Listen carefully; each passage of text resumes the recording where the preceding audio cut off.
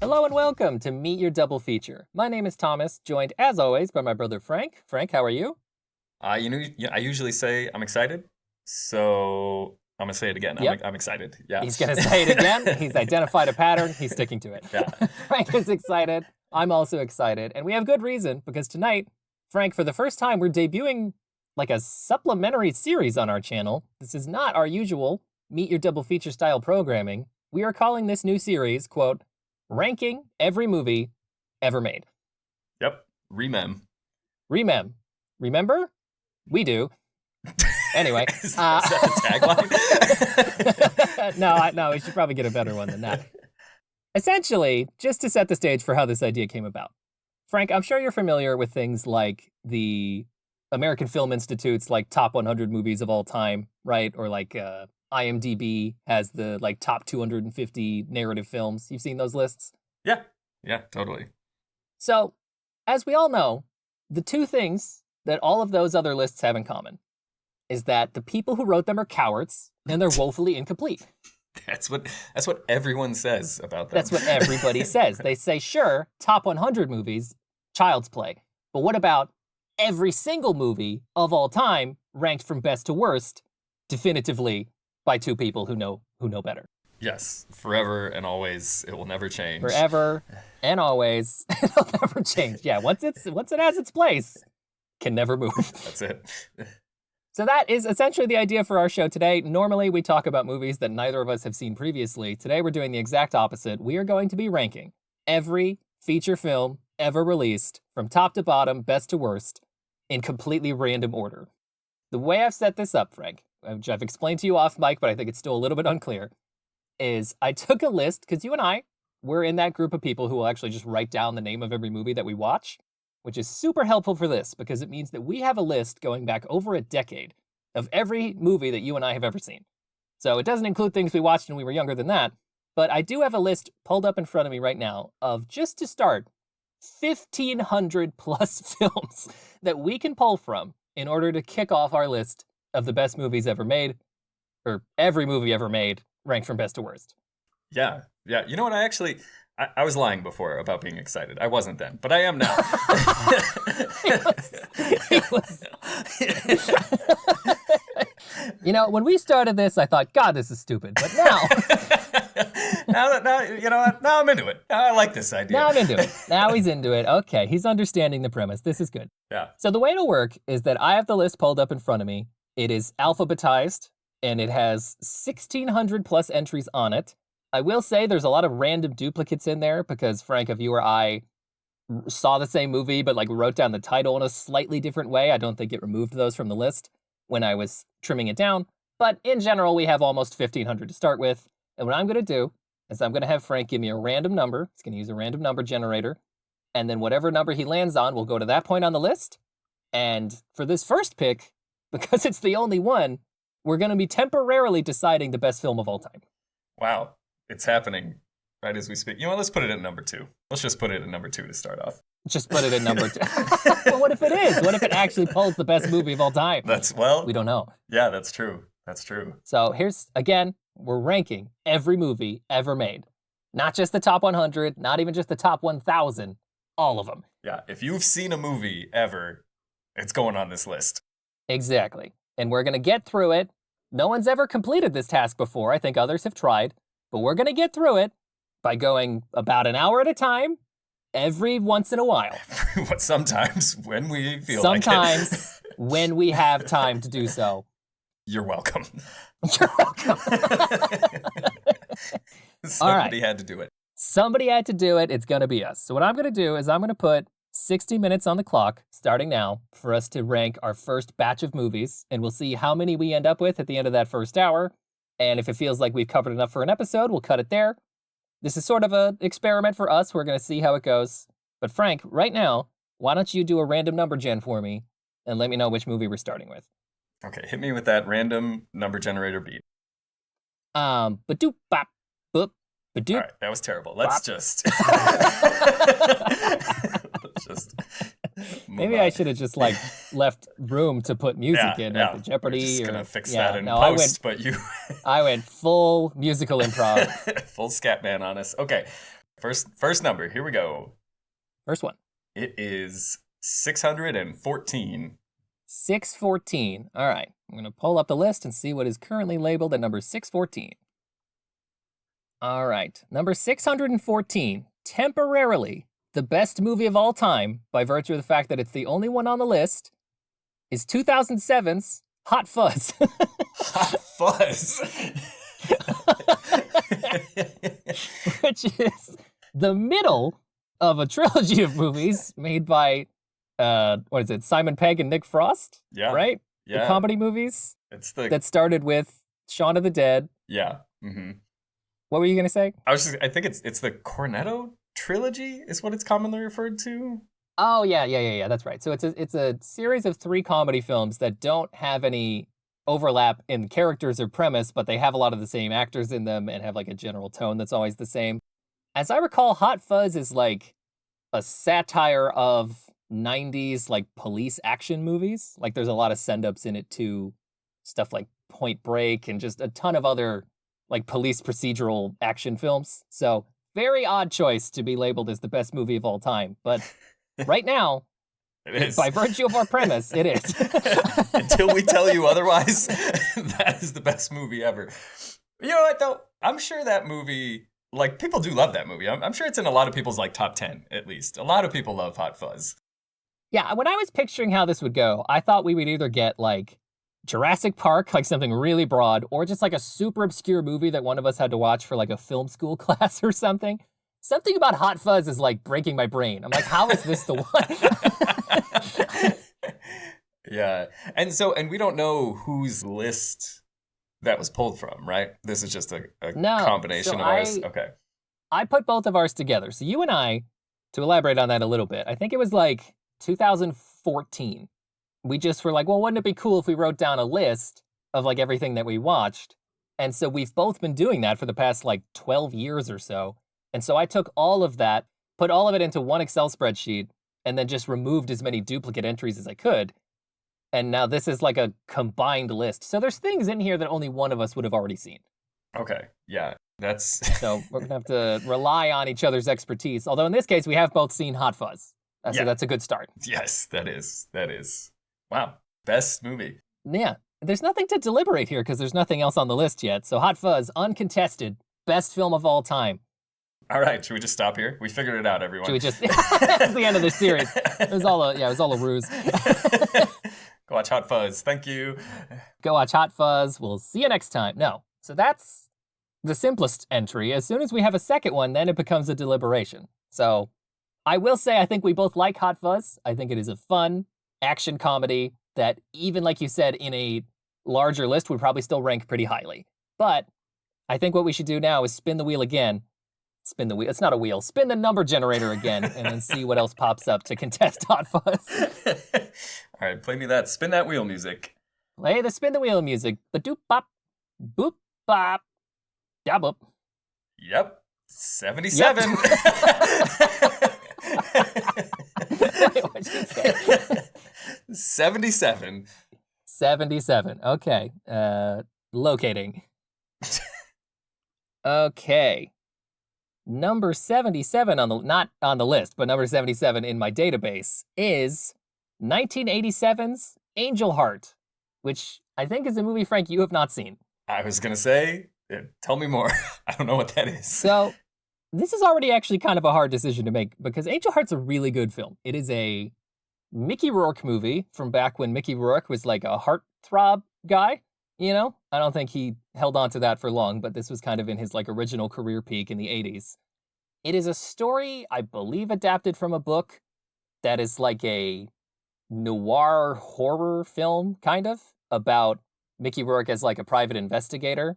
It's got a very messed up plot, but in like an interesting way. It gets into some really dark places. I'm hesitant to even get too far into it because I think it could spoil the movie, but it's a really, really good mystery film. Like, genuinely interesting, really like thick atmosphere, and a really good but brief appearance from Robert De Niro, which I was not expecting when I turned on the movie.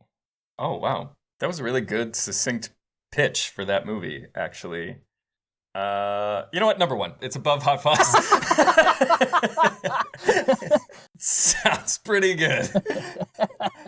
Like, I would say, even though you haven't seen it, I think you would like this more than Hot Fuzz because it's, I don't know, they're so hard to compare. They're such different films, but I think that in its own niche, Angel Heart is like kind of uncontested. It's like one of my favorite movies of this type that I have seen. Hot Fuzz is good, but all I think of when I think of that movie is like, well, I prefer Shaun of the Dead. Same. I even prefer the third one in that trilogy. I think there's so many similar titles. It's like At World's End. No, that might be Pirates of the Caribbean. I think it's just called World's End. World's End, something like that. I prefer both of those. Like, of the three, Hot Fuzz is my least favorite. Hot Fuzz is kind of long, and I think a lot of people really like it. It saves a lot of its build-up for the third act and then kind of explodes into this like giant action set piece. And it's like, again, both really good movies, would recommend them to anybody. But Angel Heart, I think even you would prefer, even though I know you haven't yet seen it. So, Hot Fuzz, get off that pedestal. Your time in the sun is over. You're at the bottom of the list now, buddy. How far you have fallen. Worst movie of all time. Oh, this is so stupid. No, this is what's so interesting about this show. The stakes can change just on a dime. I mean, how often is it that you go from being the best movie of all time to the worst that quickly? Yeah. And the industry's passed Hot Fuzz by. Yeah, it didn't do anything wrong. It didn't change. It's not 2007 anymore. Yeah, really, that's the problem, is that Hot Fuzz did not keep up with the times. It's Yes. like the movie finished, and then they just never went back to it. Yeah, they just never made it a different movie after that, so... Yeah. It's like they didn't even consider putting 80s heartthrob Mickey Rourke in the movie. Did they see Iron Man 2? I mean, come on.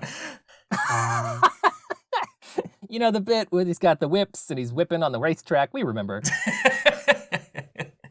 That's probably on here. Let's see. What if I hit this and we land on Iron Man 2 next? What are the odds of that? That would be crazy. I'll say right now, if Iron Man 2 comes up right after this, it's going to number one, just because of the whips on the racetrack. Just because of the whips on the racetrack. That's cinema. We all remember that scene from the trailer. It's the only part of Iron Man 2 you remember. Anyway, that's our first two entries. I think we do need to spin that wheel, which is not a wheel. Spin that wheel. Yeah, spin that list. Number 20. Number 20. We are sticking near the top. I think it's going to be a movie that starts with an A, if I had to guess. Come on down. Come on down. Oh, actually, we're above A. We're into movies that start with numbers. Oh. So entry number 20 is 1982's 48 Hours. Oh, boy. Which is... You haven't seen this either, have you? I don't think so. Okay. Guess it's up to me then. 48 Hours is a buddy cop movie with Nick Nolte and Eddie Murphy. It was, I think, the movie that launched Eddie Murphy's film career. He'd already been on SNL and he was doing stand-up, but I want to say 48 Hours was like his film breakout that led to his run of really successful comedies in that decade. I'll say I watched this as part of a Nick Nolte-thon. I think I'm the only person to ever do a Nick Nolte-thon, but this was in there. I don't recall thinking it was very good from like a modern eye. You know what I mean? Like it clearly had influence at the time, but like going back to 48 Hours now, it doesn't really hit very strongly. Okay. Yeah. No, I'm remembering that you did a Nick Nolte marathon, and that was certainly a choice. But it was. Here's the thing: the Nick Nolte-thon started because Nick Nolte is an actor whose name you've probably heard. I'm guessing if you're listening right now, you can't even recall his face, because despite being in popular American films for the past like 40 years, none of them are good. Like he's like the most talented actor to never land in a good movie. Yeah. Okay. Worst Agent Award goes to Nick Nolte. Yeah. Career worst agent, yeah. Yeah. So 48 Hours, like, it's not bad. I think it's interesting to go back and see, like, it's really interesting if you watch the sequel. So they made 48 Hours in the early 80s when Eddie Murphy was like an unknown as a film actor. It did really, really well. And then like 10 years later, they made a movie called Another 48 Hours that was a direct sequel. And in between, Eddie Murphy became such a big star that like he feels like a different person when he shows up in the sequel. Oh, yeah. I mean, Eddie Murphy, like, exploded during that time. He was like one of the biggest stars in the world at that time. Yeah. And another 48 Hours, like, spends its entire runtime glazing Eddie Murphy as, like, the coolest guy ever, even though the first movie is just riddled with racist jokes at his expense. Like, the entire buddy cop formula is that Nick Nolte is an old racist cop, and then he learns to, like, trust Eddie Murphy, who's, like, a criminal that he lets out of jail to help him investigate a case. So it's got a bit of that uncomfortable humor quality to it. It's not even as good as Hot Fuzz, which is another kind of movie in that same vein, although it's like a satire. So I would say 48 Hours, firmly number 3. Oh, yeah. Okay. Solid choice. Hot Fuzz, by the way, has now become the most middle movie ever made. What a journey it's going on. I feel like as we've reevaluated Hot Fuzz every 2 to 3 minutes, we've really found that it lands in a different part of the like, you know, the ranking. Yeah, it's funny. It's just such a funny one to come up first because I know there, like I said, I know there's people out there that like that's probably their favorite movie. There's people that really love Hot Fuzz, and we're just like bouncing it around. Like, yeah, no respect being given to Hot Fuzz. We're just like, you move out of the way. Exactly. Step aside for Mickey Rourke. All right, he's on top. Step aside for Mickey Rourke. Something that also has not been said since 1980. Okay, so that's 3 movies down. This is moving quicker than I expected. We're gonna get this list done in no time. Yeah, exactly. There's only a lot. Let's just see where it goes next. All right, let's spin that list. Spin that. All right, we'll figure it out. We'll land on something. We'll figure it out. We'll get some clear language about this at some point. All right, spin that list. It is okay. We're going all the way down to 1,268. 1268. Okay, give me a minute. So this is alphabetical. It is alphabetical, yeah. Got it. But it's not, as we're just about to find out, it does not alphabetize out the. So anything that starts with the is here in the T range. Okay, cool. That's fine. Did you say 1268? I did. 1268, 1268. 1268 is my social security number. No, it is it's a short one. I don't know why. They just were like, That's all we got. That's all we got left. We ran out of numbers, so I got one of the early ones. They were like, just a couple. Anyway, 1268 on this database is 2015's The Big Short. Have you seen The Big Short? Have I seen any movies on this list other than Have Hot Fuzz? Have you ever seen a film before? Dang. This is ridiculous. Okay. The Big Short is an Adam McKay film, I believe, which is essentially like, it's like an edutainment film. It has a big cast of A-list actors trying to reenact the events of the 2008 housing market crash in the United States. But it casts these actors as real people who were involved in the story, but inner cuts between actual traditional film scenes of dialogue and then just has characters talking to the camera a lot. It essentially is trying to entertain you while genuinely explaining the series of events and like widespread corruption and failure of these public offices that led to the '08 crash. So it's like not even a traditional narrative film, but it's not a documentary because it is still fictionalized. Yeah. I mean, I am very familiar with it. I just haven't seen it myself. This has just become a game though, where it's just like, do you remember movies you've seen? Yeah, it's just me. I would really love the support, but Frank's like, I just watch Hot Fuzz every day. Every time I keep watching, I just can't decide if I like it or not. So my life's work is to constantly watch and reevaluate the movie Hot Fuzz. Okay, so what do you think of What do I think about not Hot Fuzz. The Big Short, I think I saw this movie when it was new. I probably saw it in 2015. So my memory of it is a little bit loose. As I recall, it is entertaining and does an okay job at explaining its premise. I seem to recall, because I was probably like early 20s when this movie came out, and I definitely had that inflated sense of like, I know what happens now. Like you get this like popcorn summary and you're like, I think I can explain the housing market. Oh, go ahead. Let's hear it. How do you feel about the housing market crash of '08? So, okay, this will be the test. If the movie did a good enough job, I should be able to tell you how the market crashed. So, there was a subprime loan bubble because... Does that make sense? Yeah, of course, obviously. Okay, he's getting it. He hasn't yeah, seen the film. yeah. If Steve Carell explained it, you would totally get it. Yeah. So people bought and sold these. That is my understanding. Check my work. I was trying to think of a punchline at the end, but I got distracted listening to you explain the housing market crash.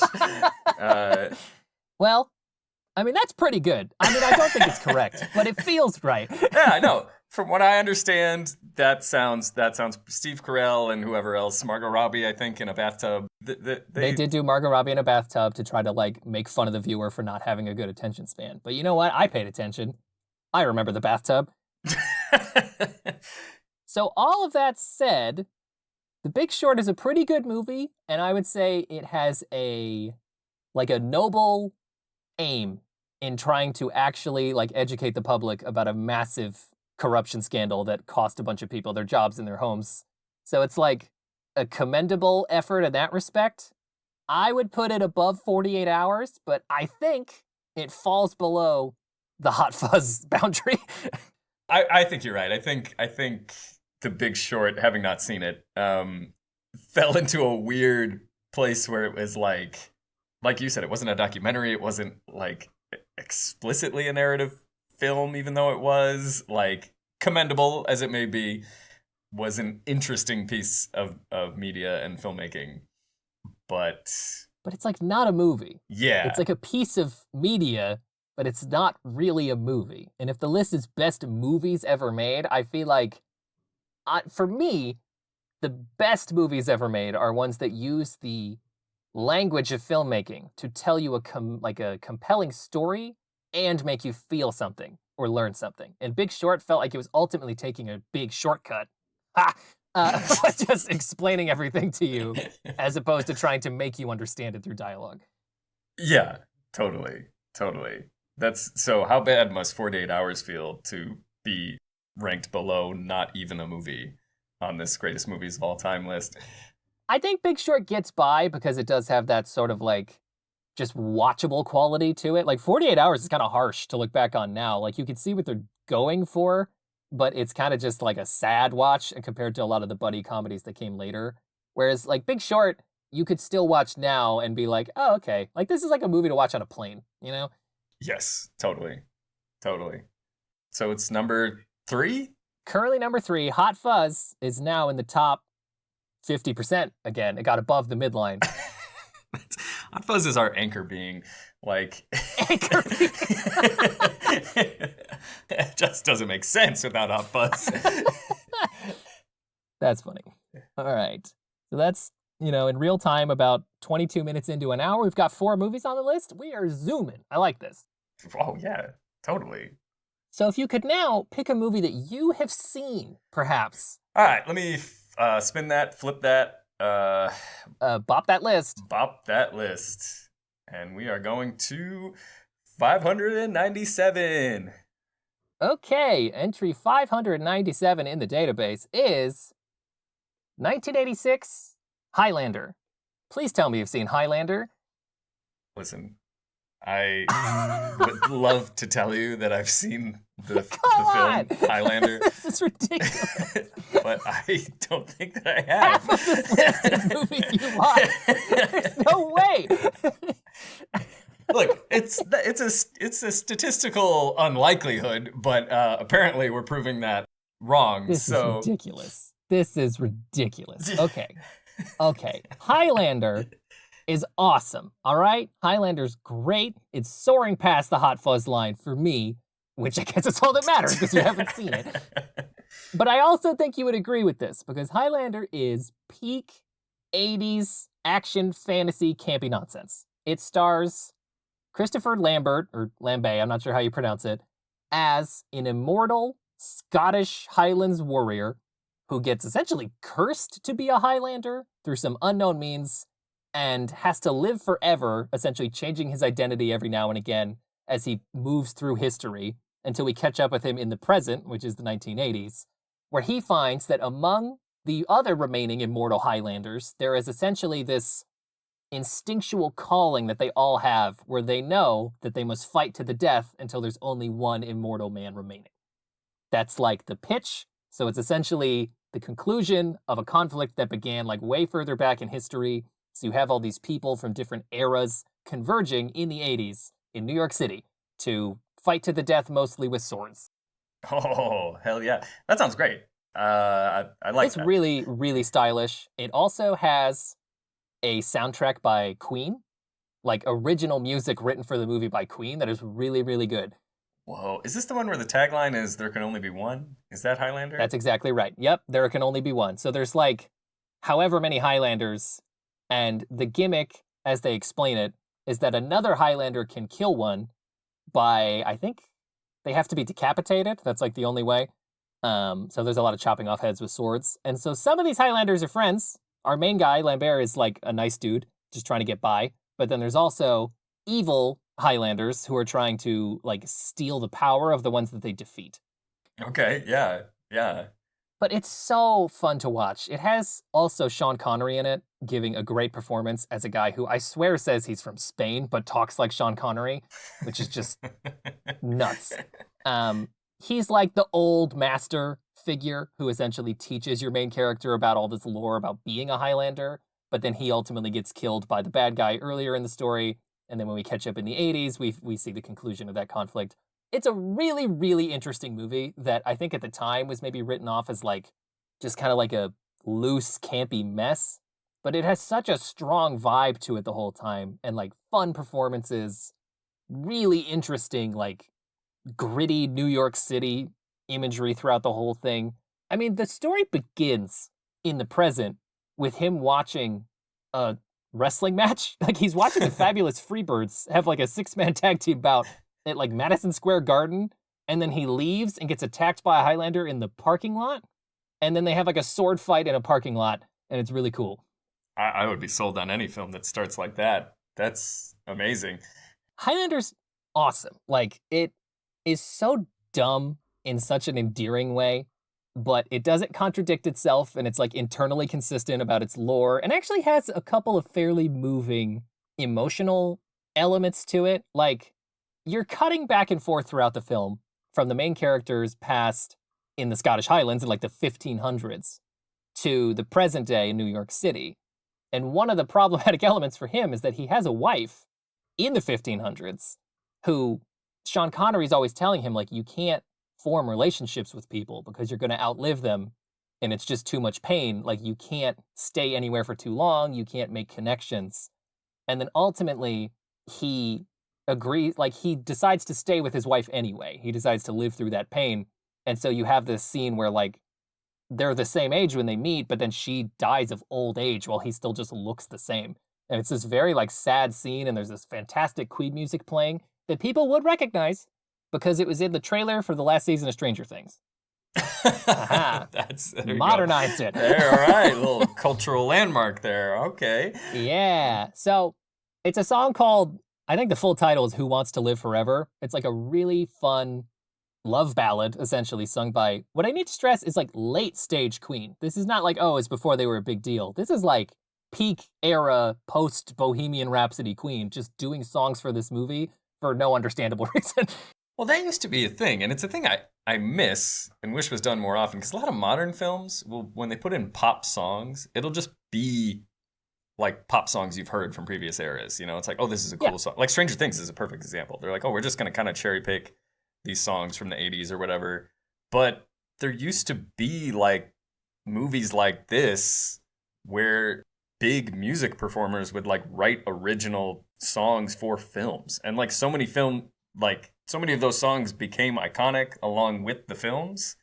You know, like that's just not a thing anymore. I can't remember the last time that that's been done. And I feel like, I don't know why, because I feel like it's a win-win. If you get a popular film, you get this popular song, and like, and the songs were actually written to fit the story of the film too, and not just kind of like forced onto whatever was happening. Well, that's a whole element. I think they often sometimes will call those like needle drops in films and TV, where it's just like, oh, this is a recognizable piece of music that you already have like an emotional connection to, and we're trying to like hijack that feeling and just apply it to something else. Whereas if it's written for the movie, maybe you hear the song before you see the film, but it is still written to reflect the exact like feelings they're trying to evoke from the story you're watching on screen. Yeah, the same way that the score usually does. That like the score of a film is written for that film and is meant to, like you said, like accentuate and punctuate certain like emotional beats.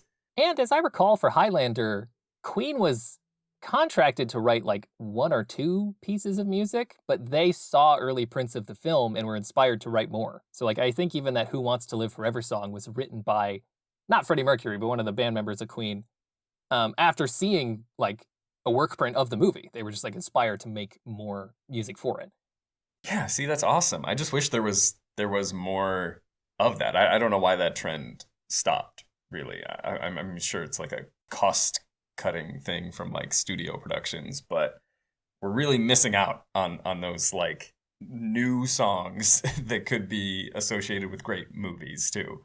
I think maybe part of it was the market at the time for exposing an audience to new music. Like, if you think about this in a pre-internet, pre-streaming age where going to a movie was a more common thing in the first place, like going to theaters, and then if you could like pair that with music and then maybe have like a CD that comes out alongside the film, it was just like a way to cross-promote, whereas now if you finish a piece of music, you're like, release it. Like you just want to have full control over the marketing and the release schedule for all that. I don't know if that's actually part of it, but I could see it being a factor. No, that's a good point. I mean, but I also feel like from a marketing perspective, it would be a good way to market a film. Be like, it's like, oh, score or, musical performances, however you want to market it, like original soundtrack by Lady Gaga or whoever, for this new movie.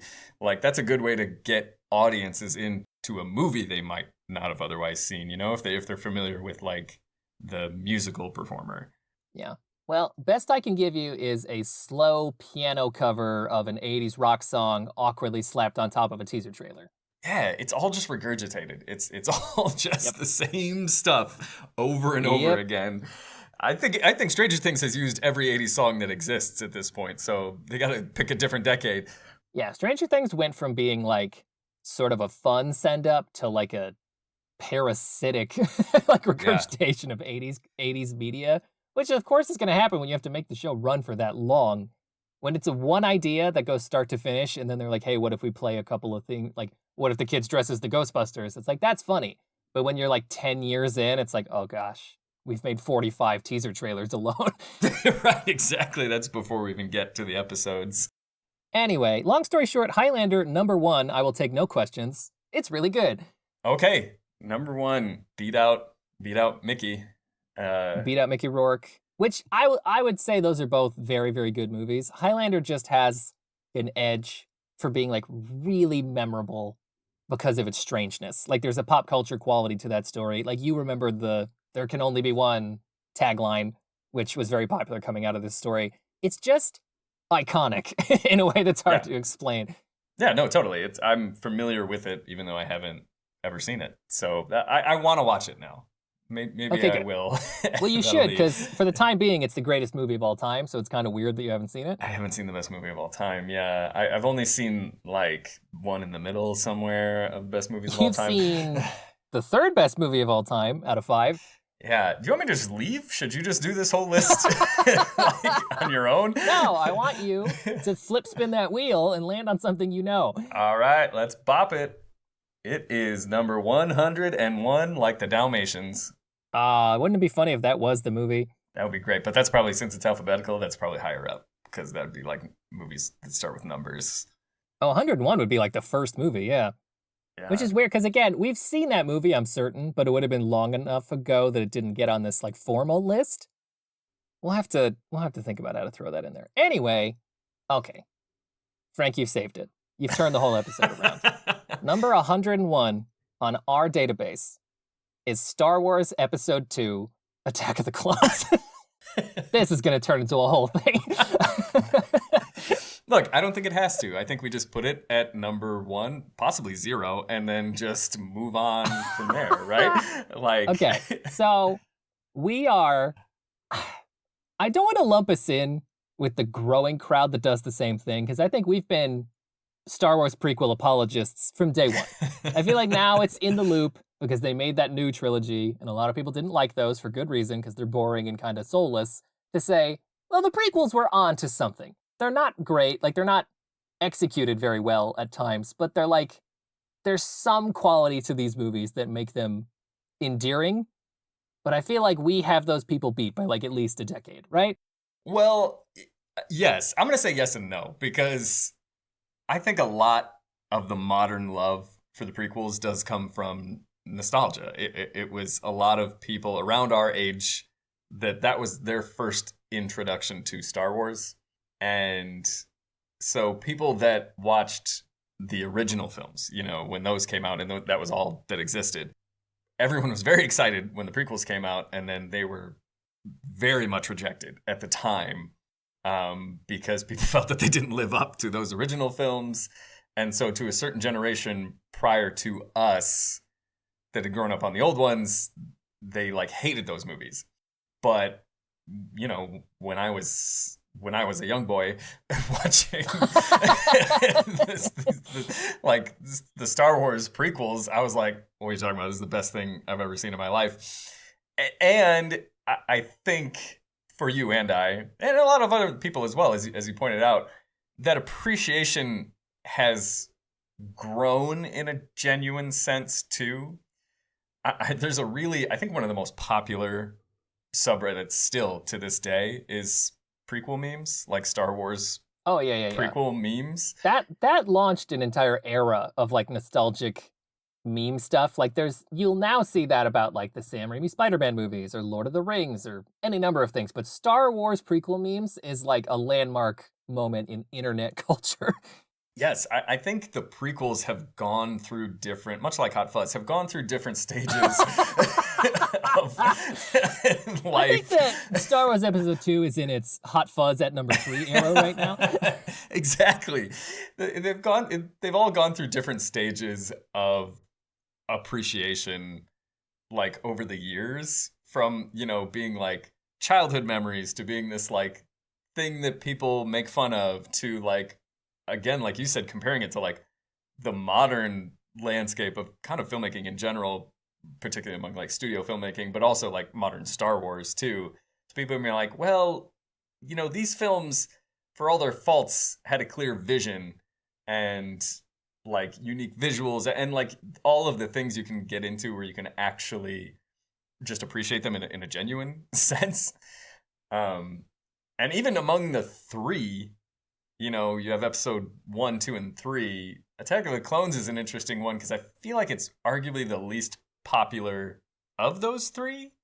I think it's a lot of people's least favorite because Phantom Menace has the benefit of being the beginning of a story and Revenge of the Sith has the benefit of being the end. So anytime you have a movie that's in the middle, it's going to have this kind of aimless quality to it. But yeah, I don't know. Do you think it's actually a worse movie than either of the other two? Wait. Oh, you mean episode 1 Is and Attack 3? of the Clones a worse movie than Phantom Menace or Revenge of the Sith? No, I don't think so. I think even I may have been in that camp at some point where I was like, we can kind of skip this. Even I feel like there was re-releases in the past couple of years, and there was a big Phantom Menace re-release and a big Revenge of the Sith re-release, and I noticed they just skipped Attack of the Clones. There was no... Yeah, no, because I went to those, and I did not even hear about an Attack of the Clones one. I'm sure they did one, but it got a lot less traction. I don't know if they did. Maybe they did. Maybe I'm sure at some point over the years it has been re-released. But the Revenge of the Sith re-release, which I believe was early 2025, was, I think, at the time, at least, like the biggest box office film re-release of all time. So there are legitimate arguments you can make, again, now, to the value of the prequel films. But to answer your question, I still love Attack of the Clones. I think it introduces what I think is one of the best pieces of music, of score, in the entire franchise with Across the Stars, like the Anakin and Padme love ballad. And I do think it's just a entertaining film, but it's obviously I could go on and talk about the prequels all day long, but this could be its own episode because we talk about these movies all the time for no reason because we don't have any like healthy debate. It's just like, yeah, I like it too. That's it. That's all we ever say is how much we like these movies. The only thing I could knock Attack of the Clones for is that, much like a Hot Fuzz, it does save a lot of its action for like a big set piece toward the end of the movie. And I think at the time it released, that giant scene of like the clones showing up and like 50 Jedis all fighting together was like a big sell, because visually it was so unlike anything that had been put to screen before. But those effects have held up worse than a lot of the other stuff in those movies. And because you have to wait such a long time, and then that's like the last 30 plus minutes, it drags a little bit because it's not really that interesting to watch now. It's like a cool story beat, but it is structured in a way that kind of like makes that the main event when it's not the most interesting thing in the movie. So I think Attack of the Clones is maybe the most imbalanced of the three, but I still like all of them.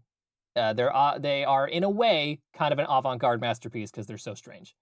Yeah, absolutely. And they're also, I agree with your assessment there too of sort of the unbalanced storytelling, and I'll circle back to that in a second here. But I also just wanted to point out too, because you mentioned like the visuals, like Attack of the Clones is also in a way like a landmark piece of cinema, because I believe it was one of the first feature films of that scale to be shot entirely digitally.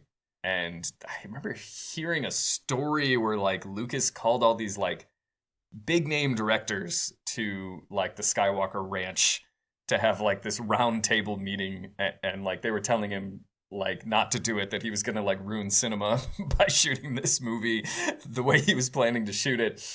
And now everything is shot digitally. So maybe he did. So maybe he did. Good job, George. Good job, George. Ruined it for everybody.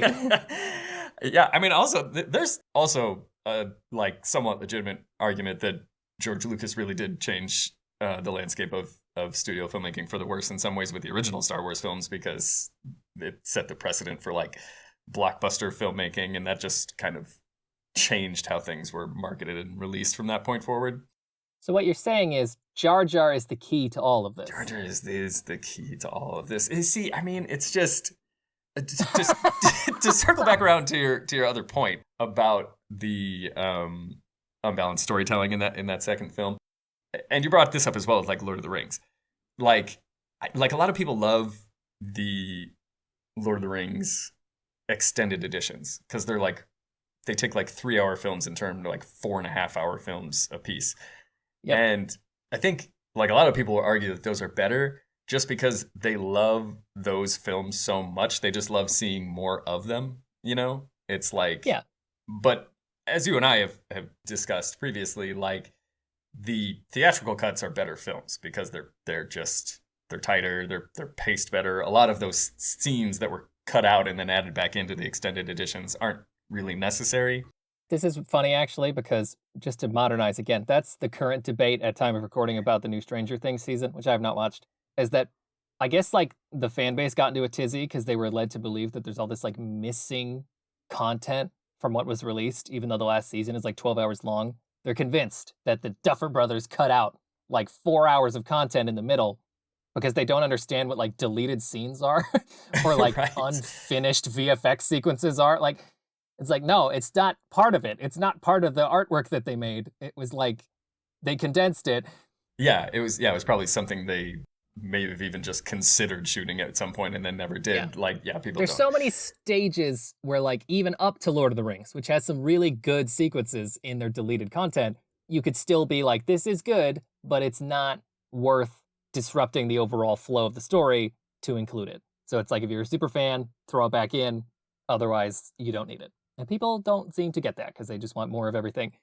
Yes, exactly. Especially these like rabid fan bases for things like Star Wars and Stranger Things. Can you imagine being just so dogmatically in favor of something that you won't accept any criticism of it? Now go back to telling me why Jar Jar should be in episode 2 more. Yes. So I will wrap this up by saying that I, as I said, could talk about the prequels all day, but it's a completely biased, and the point I was trying to tie it into with like the Lord of the Rings like extended editions is just like, I watch Attack of the Clones now, and I'm so biased in my favor of these films that just seeing, Hayden Christensen as Anakin Skywalker doing anything on screen, I'm like, this is cinema. I mean, what else do you want? Like, Absolute cinema. Like, I'm like, this is, I'm so biased towards these films. Like, I could have a intellectual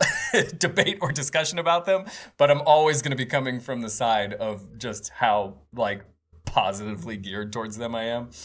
So that being said, number one, the best film ever made? Is that number one? Okay, this is tough because it definitely clears the Hot Fuzz line. Of course it Hot does. Fuzz can't even see it. It's so far above its head. They're just like, what is that? It's a bird, it's a plane, it's Anakin Skywalker. It's flipping through the sky. Flipping through the sky.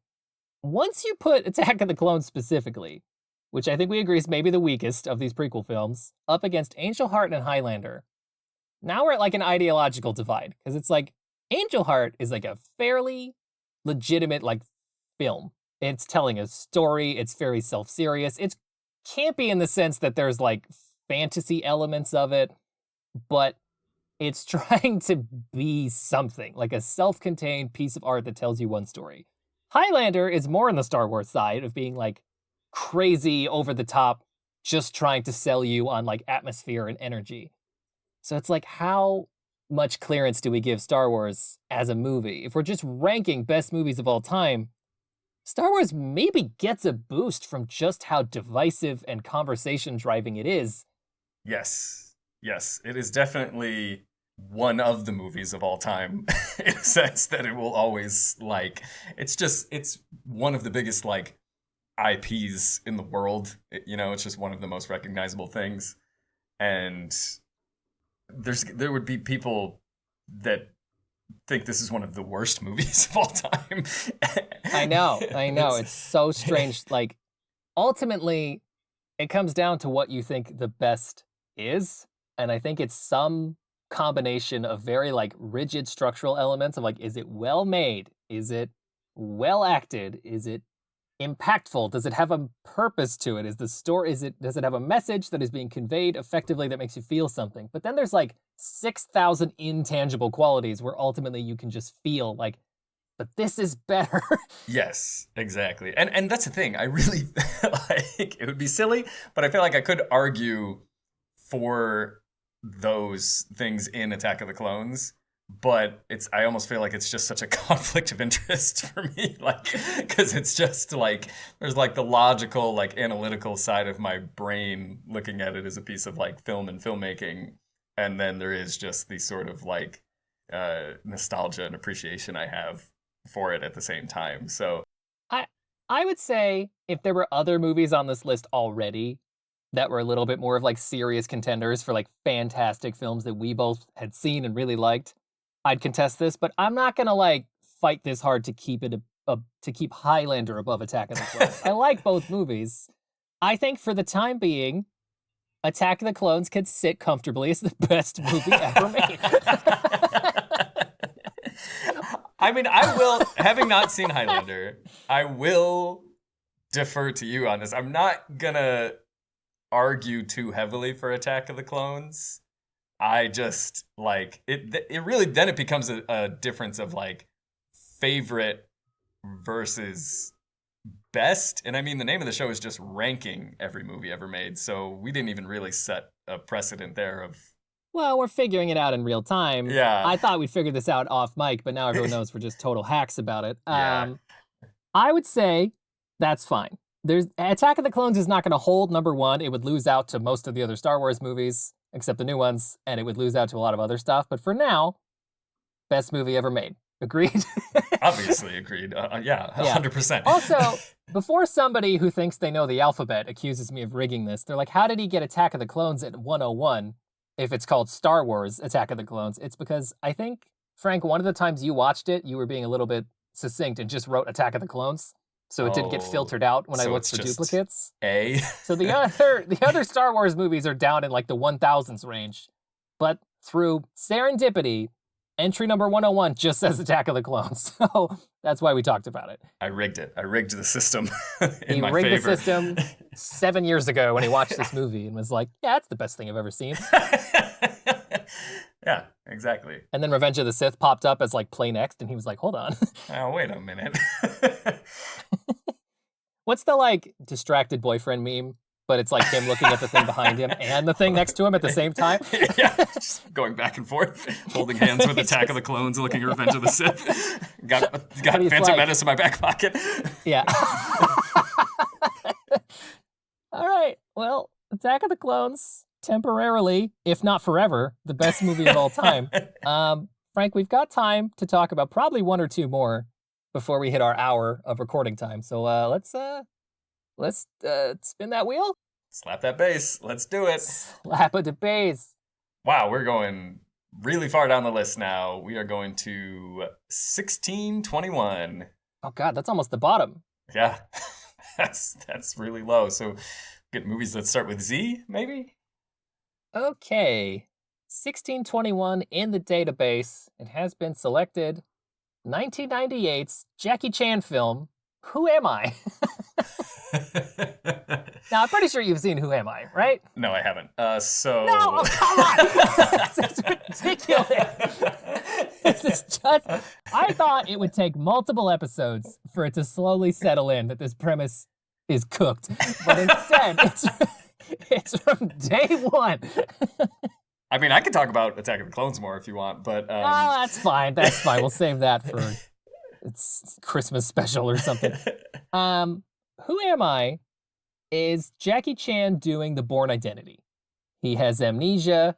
He finds out over the course of the movie that he's actually like a secret agent and is really good at martial arts, and then he gets roped into a big adventure and has to remember his identity and solve a sort of action espionage mystery. Yeah, cool. Is this the one where he like screams, "Who am I?" Is that? Yes, he runs to the top of a cliff and it does a helicopter like shot that's like rotating around like a Michael Bay shot almost from really far away, and he's just going, "Who am I?" And now this was a like Hong Kong era Jackie Chan, like it was later stage Hong Kong era Jackie Chan. I think this is, unless I'm misremembering, I saw it a long time ago, but I believe it was made in Hong Kong with his full stunt team, but it was like 10 years removed from a lot of his most influential stuff, like Police Story 1 and 2. I've seen a lot of peak Jackie Chan movies, and I'm a really big fan. We love martial arts stuff. I would not rank Who Am I especially high on that list to my memory. It still has some fantastic scenes in it, but it's sort of like an iteration fatigue for Jackie Chan and company, where it's like you've done this like 10 times by now. So it's kind of hard to place. Like if we get other Jackie Chan pulls, they'll go above Who Am I? But does it beat Hot Fuzz? I don't know. I've seen Hot Fuzz, so... He's seen Hot Fuzz. I'm going to say, to my recollection, this is not a good enough Jackie Chan movie. Like, if you've never seen a Jackie Chan action movie from this time, you'd be blown away. But there's so many that are better, and I do think that Who Am I got really caught up on this premise. Like, most of his movies from that time, he's just a cop chasing dudes down and finding, like, loose excuses to do really interesting stunt work. Police Story, the original Jackie Chan Police Story, is one of like the best action films ever made. That's like no hyperbole. It's part of the like Criterion collection now. Yeah. Like it is gorgeous cinema, incredible stunts, like exciting story. It's funny in a way that like I think it's a lot of like physical, almost slapstick humor in a way that crosses regional boundaries. You know, it's not like it's something that like audiences from different countries would still find funny as well too, which is that usually, you know, comedy is something that doesn't always translate as well. Yeah. So like when that one comes up, like Police Story, which I know we've both seen and is on this list, that one would be ranked really high. Police Story would go really high. In general, these Jackie Chan movies, like you said, there is that comedy element that's really notable. He kind of seems to take inspiration from like silent film like comedy stars like Buster Keaton and stuff. There's so much physicality to it and so much genuine danger in the stunt work they were doing at that time that like it's something you could commend them for doing but would never want to see happen again because it's so risky, and Chan like risked his health and the health of everybody on his stunt team like a lot So it's, again, we were talking about like Big Short being like, that's a commendable goal. Whereas Jackie Chan stunt movies are like, it's worth it if we get the shot. Yeah, this is dangerous filmmaking that is probably not worth it in a lot of cases, but yeah, man, does it look good. And then you get those fun blooper reels at the end of all of his films too. All the blooper reels. And he does always too, like even for stuff that's not dangerous, it's really notable because he always will do even small flourishes like 1,000 times just to get them correct so that they can add to like this mythos of him as a character on screen. It makes it look like he can do all these things effortlessly because even a simple little gag about him like flipping a pencil with his foot and catching it behind his ear, he just does it so many times until they get it, and then it looks like he could do it without even trying. And Who Am I still has that. Like, there's some good classic stunt work in here, but I think if anything, it tries too hard to have a real story and gets a little bit lost in doing so. So I would put it, charitably, right below Hot Fuzz. Okay. Maybe below Big Short. I don't know. What's more important? It's your list, man. You've seen all these movies, so... Yeah, this is my list that Frank sometimes barges into to talk about Attack of the Clones. Yeah. I'm going to put Who Am I below Big Short, but above 48 Hours, because I just didn't really like 48 Hours. 48 Hours continues to be the worst thing humanity's ever made, question mark? Oh, gosh. Yeah, talk about dangerous. Nick Nolte on my screen. I love him. Please be on our show, Mr. Nolte. He did a Nick Nolte marathon for you. I did. I watched like a dozen Nolte movies, and he's been in a couple that have good Metacritic scores that I just personally still did not really enjoy that much. But he's been in so many movies that don't even clear like the rotten meter on Rotten Tomatoes. They're like 50% and below. Like everything he's ever been in. Well, that's what we can talk to him about when he's on the show. Why are you so bad at this? Why do you make nothing Mr. but bad Nolte, movies? have you considered being in good movies like Who Am I and Attack of the Clones? Get his agent on the phone. Get his agent on the phone. Okay, I think we have time for one more. So Frank, why don't we, for one final time in this first episode, flip that wheel. Yep, that's it. That's what we say every time. And it is number 1048. Okay. All right, we might be onto something. I don't think I've seen this one. 1048 in the database is Sailor Moon R, the movie. Oh, God. Is this... Have you seen this?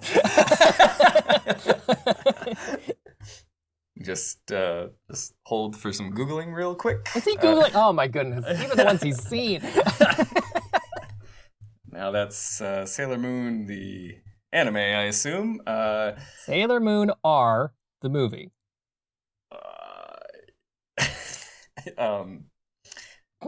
So I've seen this movie, is what you're telling me? You've seen, to my knowledge, you have seen Sailor Moon R, the movie, because I have not. And I know you wrote this down because there's no year next to it, which is something you used to do. You forgot to add the year. Well, it's 1993 is when the movie came out. And that's about all I can tell you. That's about all. What? Okay. No, why don't you just tell me what movie you want to see? I watched a good chunk of the original. I assume the original Sailor Moon anime, whichever version of the Sailor Moon anime, because I know there's been several, was like the Toonami era. I think there was like a maybe late 80s to early 90s Sailor Moon anime, and this was one of the movies from I guess that. For people who don't know, what is Sailor Moon?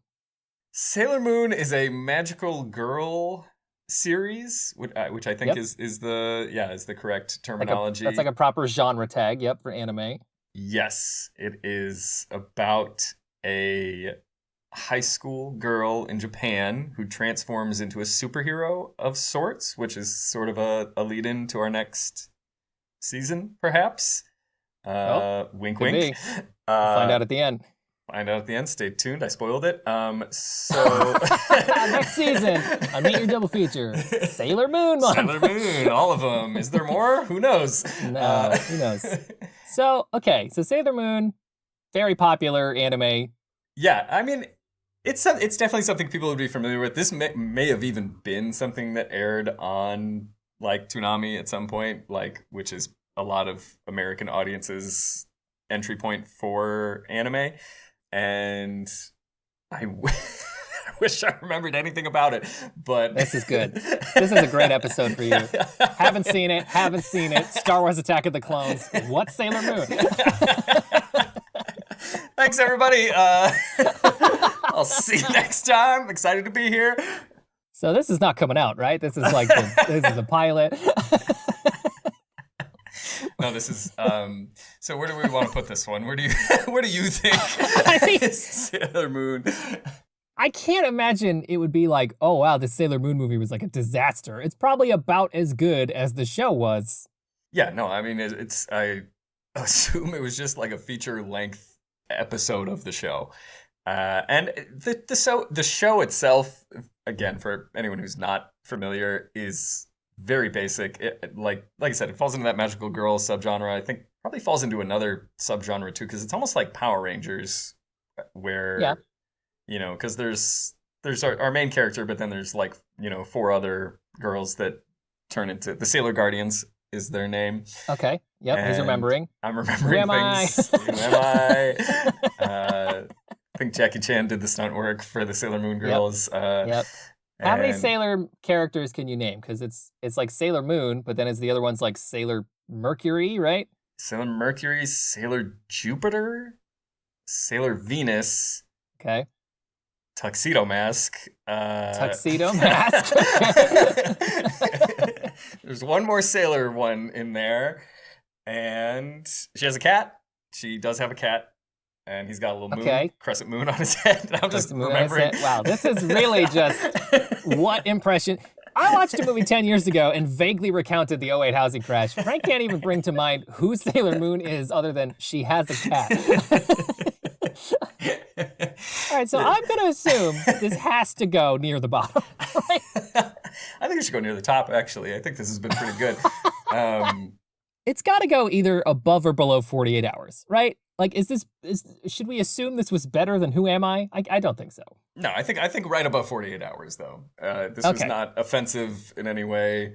Unless it was. I don't mean to give the impression, too, like 48 Hours is one of the better Nick Nolte movies. It's just still not very good.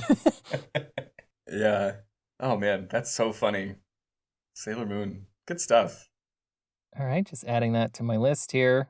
We're going to have graphics coming up throughout the episode, so people will be in the know. But for Frank and I, this is just going in a Word document. Maybe I should go rewatch this movie, and then I can come back in, like, in the edit, and be like, okay, so I remember now. I remember Sailor Moon. Tell you what, let's do that. Let's leave time here. When we record next time, you have to come back and tell me about Sailor Moon R, but you just give me like 30 seconds, and we're going to play that now. Okay. This is Frank from the future talking about Sailor Moon R, the movie. She does have a cat. That's true. He still can't remember. He's like, I just saw it, but the cat. Did we talk about that last time? There was a cat. He has a name. I don't know what it is, but he's got one. Oh man, that's embarrassing.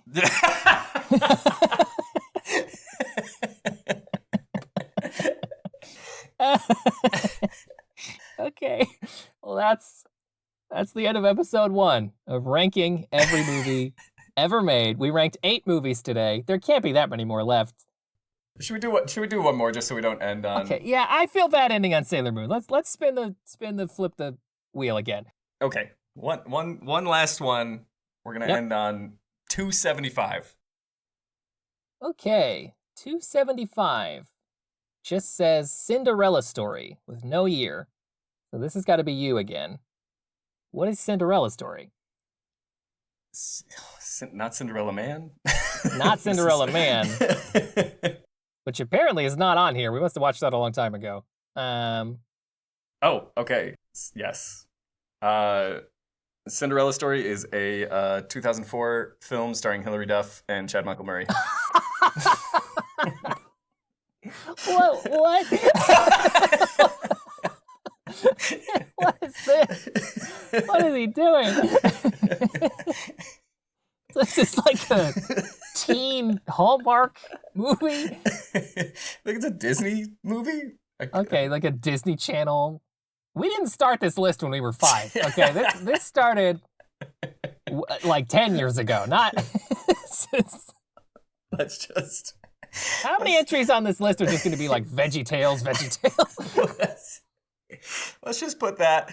Let's just put that right above Sailor Moon and just do one more. We're just gonna do one more. We're just gonna put Cinderella Story and then Sailor Moon, and then we're gonna jump. How it went I like how it went above 48 Hours without even asking. Just straight in there above. It's like, hey, do you want to see a buddy cop movie that launched Eddie Murphy, or do you want to see Chad Michael Murray try to romance Hilary Duff? And it's like, well, no question, Hilary Duff. Of course, absolutely, yeah. Yeah, he's back. He was back in the Chadster. He was in the new Freakier Friday, I think. I think he made a comeback in that one. The Chad is back? The Chad is back. One Tree Hill? The Chad is back. What have you been doing with your time? Moving on. So we're going to go to episode number, whatever, movie 590. 590. This will round us out at 10 for the episode. Okay. First off, we just missed all the Harry Potters, so we don't get to talk about those today. But number 590 on our database is 1997 Disney's Hercules. Ah, nice. Now we're talking. Now we're cooking. This is a movie you did watch as a kid, but then we've both seen since. I've seen it. I'm familiar. Hilary Duff's in it. Hilary Duff, the Chad Michael Murray. He's pretty strong or something. He's got a cat. He does not have a cat. Okay, I mean this one. Now we're having a real conversation. Hercules '97. This is like the middle of the Disney Renaissance of the '90s. A mostly unbroken streak of landmark animated films. Yeah, absolutely. Yeah, I think it was after the fact dubbed this, of course, but yeah, they're typically referred to as the Disney Renaissance era. If you grew up during a certain time period, there was many people's VHS collections. They had that big, chunky, white plastic container. Yeah, what was with that? It was like a VHS case that was bigger than all your other VHS cases. I'm guessing that was a way to make the movies pop out for kids, at video stores. If they were bigger, it'd be easier to see. Yeah, because most of those VHS tapes just had those cardboard sleeves. But all those Disney movies from that era had that big white plastic that opened up like a book. Yeah. So anyway, Hercules, pretty good. That's all we have to say about Hercules. That's all we have to say about Hercules. No, Hercules has got to be near the top of the list as it stands so far. I mean, it's a pretty, unassailably good children's animated movie. Yeah, no, it's great. I mean, the music is fun, the animation of that era. I mean, Disney really was putting out hit after hit, with, might have started, I don't remember what the first one might have been, Little Mermaid, but I don't know. I know Beauty and the Beast is 93. Something predates that though. Maybe it's Little Mermaid. I don't know.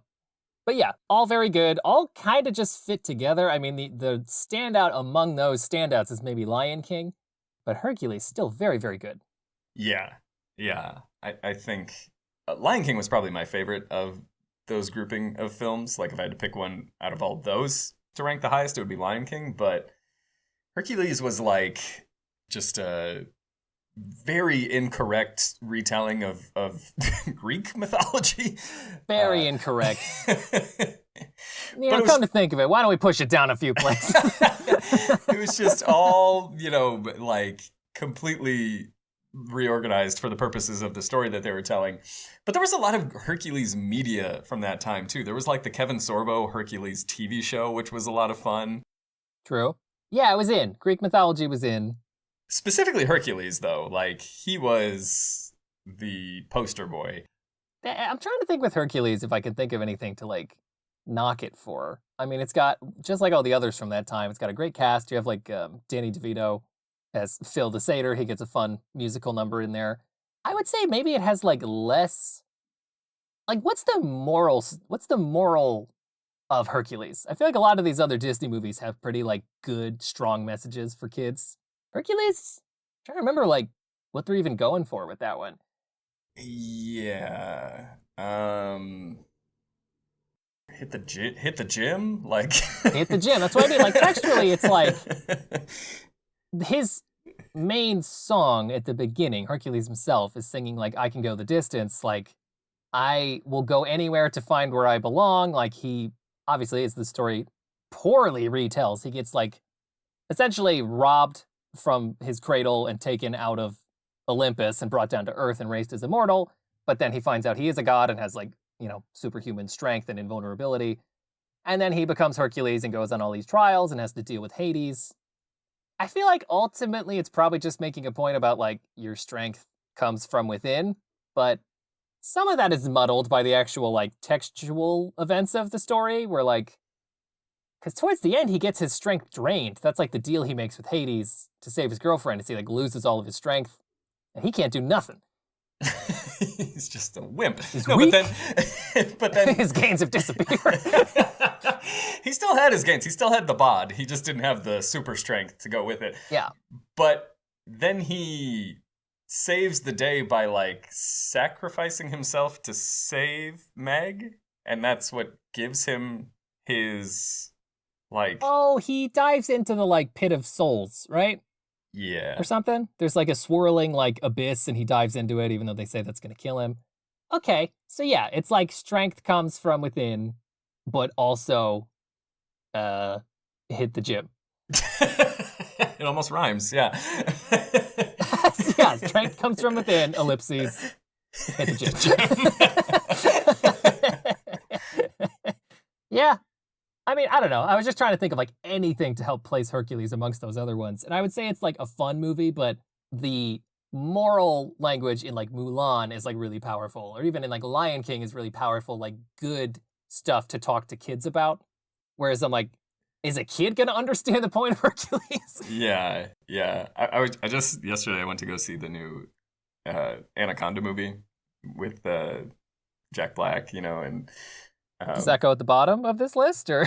Well, we have to land on it first. But okay. it was just there's a recurring bit in there because they're making their own movie and they're like writing it, and they just keep saying, like, themes to each other. They're just like, because they're trying to talk about, like, what the original Anaconda was about, or, like, what the theme of that movie was, and they're writing their own, and they're just like, themes. It's just like, I feel like that's where we're at with Hercules. It's just like, themes. What is the theme of Hercules? Yeah. Okay. So Hercules, I guess, setting the stage, I would put other Disney Renaissance movies above Hercules. Maybe not all of them, but some of them. Where does it fit on the list as it stands now? Well, I mean, definitely above Nick Nolte. That just kind of goes without Well, okay, saying. yeah, we can go all the way up the list. It's above Nick Nolte. We don't even remember Sailor Moon. Cinderella Story's got Hilary Duff. That's a no. Does it pass Hot Fuzz, I guess, is your first real barrier? Oof. Honestly, maybe no. Maybe no. Okay. Yeah. What do you think?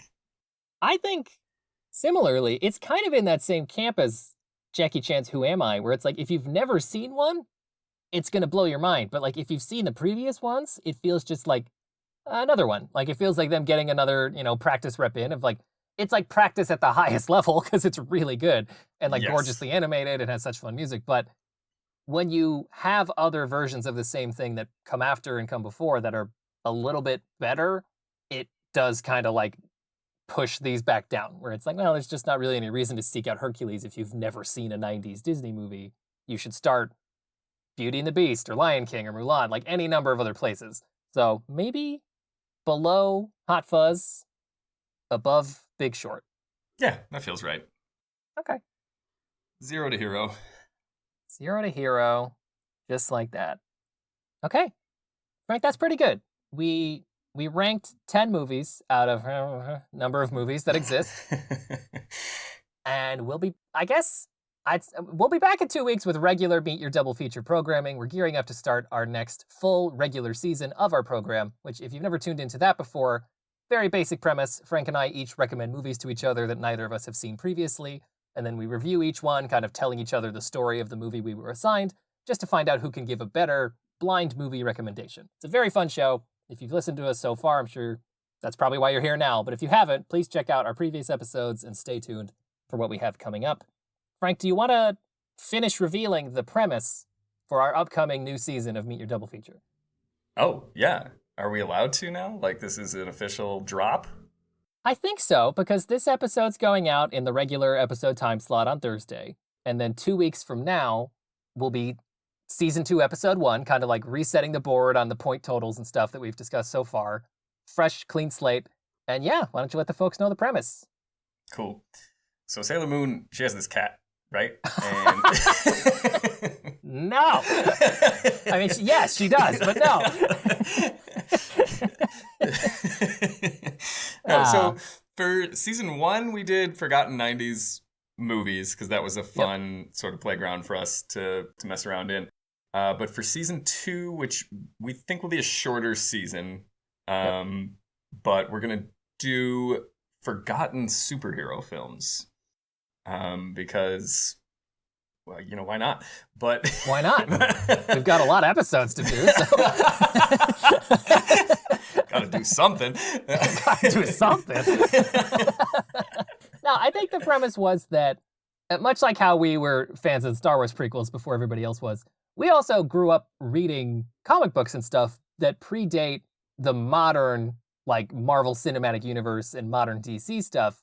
And there was this whole age where they were releasing the odd superhero movie, and, like, none of them performed well. Nobody liked them. A ton of them went completely under the radar, but they all feel so unique now because they were individual projects and not part of, like, a 15-movie-long arc. And so I think it'd be fun to go back and introduce each other to some, like, forgotten films from that pre-2008 era and just look at, like, what superhero movies used to be, like, in the movie world. Yeah, and we're going to try and dig deep, you know, and not stretch too far that, like, what a superhero movie is. I think they'll all still very much be superhero movies, but they could be so many different things before, but now they've all become very sanitized and similar. So it will be interesting, I think, to kind of poke around and see what we can find there. So you see, in Iron Man 2, right, he has the whips, and he's on the racetrack. Yeah. And he's got the whips on the racetrack, so we should probably start there. Yeah, like those cars are going like really fast. Really fast, assume. But they fell down because he hit him with the whips. Because he hit him with the whips. Yeah. It's good. Yeah. Good. Yep. Can you imagine if, like, that's the format for ranking every movie ever made? Is we just, like, peter out. We just don't even say bye. It just ends. I think we should. Yeah. That's fine. Thank you for joining us for the first episode of our new supplementary series, Ranking Every Movie Ever Made. Please let us know by liking, favoriting, commenting, sharing, whatever you need to do. Let us know what you thought of this new format, because for us, I think it's really fun. It's a great way to tackle the massive library of movies that Frank and I have previously seen before starting Meet Your Double Feature. So I think it's a really great supplement for us, but let us know if you like the format, if you want to see changes, if you want to see us banned from the internet for putting Attack of the Clones so high. Come at me. What'd you say? I said come at me. Oh, come at me. You cut out in the call, and it honestly sounded like you got, like, bleeped by Discord, like you were just, like, cursing out the audience. All right, we're going. That'll do it for this first episode of Ranking Every Movie Ever Made. Tune in 2 weeks when we return with a brand new season of Meet Your Double Feature. And until then, Frank's going to send us out. Yeah. So I don't remember her cat's name, but he's got this, like, thing on his head. And no, we're not talking about this anymore.